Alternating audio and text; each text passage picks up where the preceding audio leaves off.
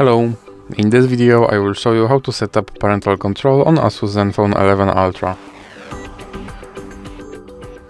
So you have to start by opening your settings application and then scroll down and click on Google, then click on Children and Family and then click on Parental Controls. Now click on Get Started and choose Child or Teenager, then click Next.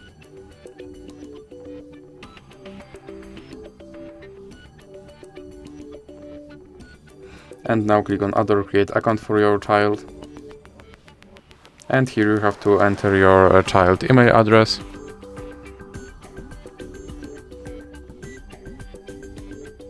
Then click I agree. Now click Accept.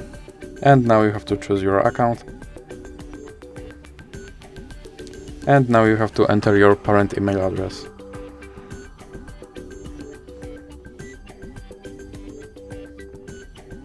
Then click Next.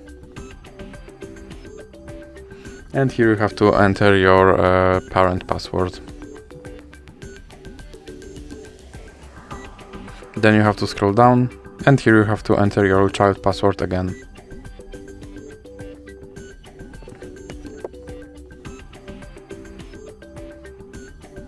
Now you can click Next, and here click on More, and then Next.